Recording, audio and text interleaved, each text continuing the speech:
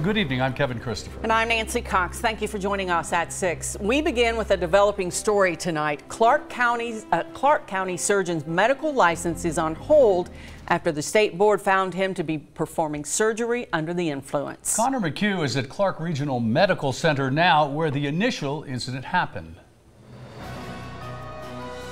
Documents from the state medical board say this all happened in May when nurses raised concerns about Dr. Michael Heilig possibly being impaired. At that point in the day, the orthopedic specialist had already performed 2 surgeries. According to the documents, Dr. Heilig was about to start his 3rd surgery of the day when the board investigator stepped in. Written statements by nurses said he was, quote, talking a little weird and walking backwards like stumbling with his eyes closed and mumbling, end quote. According to the documents, Heilig later tested positive for several drugs, including oxycodone. The board says he was also self-prescribing Ambien and phoning in Ambien prescriptions for family. In August, the State Board of Medical Licensure restricted Heilig's license. He practiced with Kentucky Orthopedic Associates in Winchester and had privileges at Clark Regional Medical Center for 16 years. The hospital says Dr. Heilig no longer has those privileges, and Kentucky Orthopedic Associates says he is no longer practicing with them. Covering the news in Clark County from the LEX T-Mobile newsroom, back to you. An air conditioning worker is dead after falling down an elevator shaft at a construction site in Lexington. It happened at the corner of East Main and Rose Streets downtown. Eleanor Buckley is live on the scene with tonight's big story at 6. Eleanor. An investigation is currently underway after an air conditioning worker fell from this construction site in downtown Lexington. Now, we do not know the victim's name at this time, but we were told he was in his 30s and was a father. At the time of the incident, he was installing HVAC systems and working for a company called Air Control. We are told there were no eyewitnesses, but it is believed he fell around 15 feet to his death. We found him in the elevator shaft. It could have been a medical reason that he fell into the shaft. It could have been an accident that he fell into the shaft. It could have been, you know, I don't know at this point, but we're hoping the autopsy will help us learn of possible medical conditions that he might have had. OSHA is also investigating this incident since it did happen on a work scene. Covering the news live in Lexington from the LEX 18 mobile newsroom, back to you. At a news conference today, officials in New York stressed they were still treating the suspicious packages sent to prominent Democrats across the country as live devices. Authorities confirmed that at least some of the packages were distributed through the U.S. mail. Details about the devices came as the 4-day mail bomb scare widened. Law enforcement officials seized 3 more devices today, 2 addressed to former Vice President Joe Biden and 1 to actor Robert De Niro.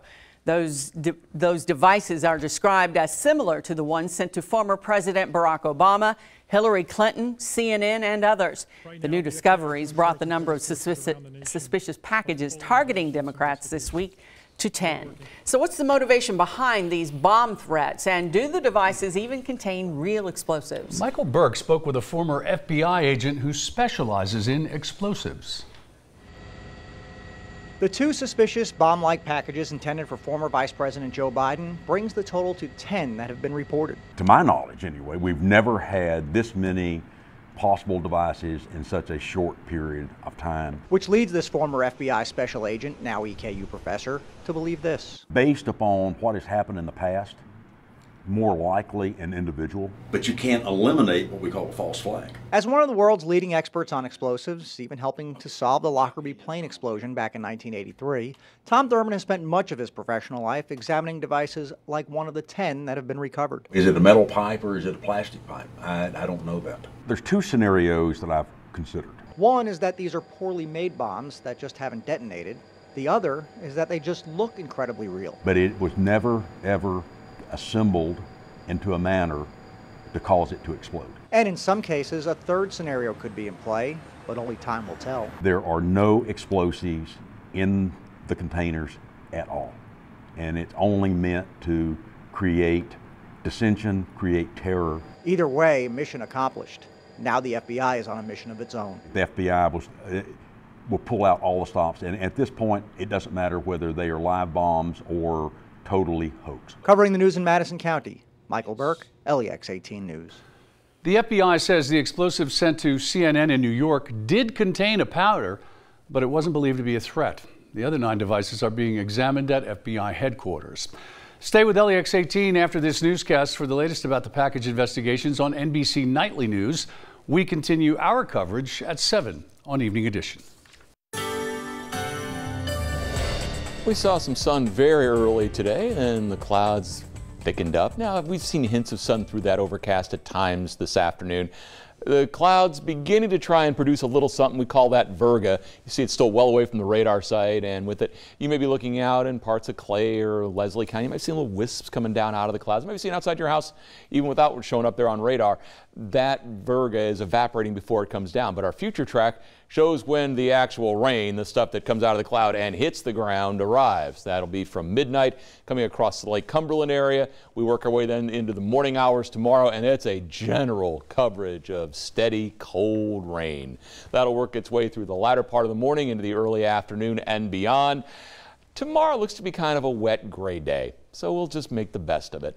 Your temperatures, well, they do remain cool this afternoon, as we have become accustomed to. Mid-50s at the moment. They will fall slowly through the course of this evening, a little bit more rapidly once the rain does arrive. And we'll talk about the cool and the rain in a couple of minutes. Thanks, Bill.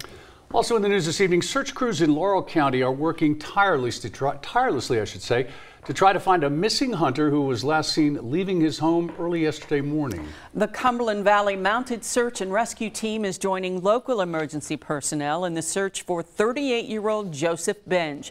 Benge's mother told police her son said he was going hunting and left the house with a shotgun. Crews have found a food wrapper and some shotgun shells, but no sign of Benge. His brother tells us Joseph struggles with schizophrenia and needs his medication.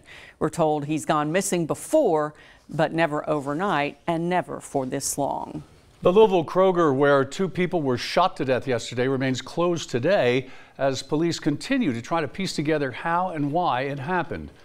Police say 51-year-old Gregory Bush walked into the Taylorsville Road Kroger in Jeffersontown and fired several shots at 69-year-old Maurice Stallard, then fired more shots at 67-year-old Vicki Jones in the parking lot. Both of them died at the scene. At a news conference today, officials said before that shooting, Bush tried to get into a church but couldn't. Investigators say Bush's motive may have been racism. He's white, both victims were black, but they're still looking into it. The shooting in such a public place in the middle of the day has raised concerns about safety. We should not be afraid at all, because we're going to have to come out. We're going to have to come to the grocery store. We're going to go to the hair salon, the bank. Those are places that we're going to have to visit each day in our daily lives. But we cannot be afraid, but we can also be aware of what's going on around us and how conditions in the city and in the world are changing around us. Bush, who according to court records has a history of mental problems, has been charged with 2 counts of murder and 10 counts of felony wanton endangerment, and his bond has been set at $5 million. A family-owned roofing company in Montgomery County was destroyed in a fire overnight. The family's left with nothing, but they're finding some comfort in a supportive community. Tiffany Jackson has the story. All day long, customers and friends pulled into Cottle Truss and Metal Company, standing in disbelief. We feel for them. We know this hurts them. A huge fire destroyed the business overnight. Firefighters say there were several propane tank explosions involved. One of the explosions rocked our house. When the sun came up, some flames were still there, but not much else. The Cottle family was quickly showered with support. A good bunch of people, good family. We all hate to see this happen. That's why you see all these cars sitting right here. People here just coming down like condolences, like someone's passed away or something. Multiple generations have been running the business for decades. It started with the father, now his son and daughter, his son-in-law, even his grandchildren are involved in it now. It's a huge loss for this community and many others. They deliver to Georgetown, Lexington, northern Kentucky, eastern Kentucky. Their trucks are always on the road. But many people say the small community of Judy will stand with the Cottle family through this difficult time. Hopefully they'll be back up and going before you know it. Hope that, they get it rebuilt as soon as possible, get back to normal again. Covering the news in Montgomery County, Tiffany Jackson, LEX 18 News. Firefighters don't yet know how the fire started. The Scott County High School baseball coach is fighting West Nile disease. According to the team's Twitter page, Coach Scott Willard is now waiting on a treatment plan. In the latest tweet, the team says Coach Willard is on a ventilator. Doctors plan to do neurological testing to find out any long-term effects. Well, she's getting high praise from around the country. More about the New Jersey mom hailed a hero after a phone call that may have prevented a school shooting. That's coming up next on LEX 18 News at 6.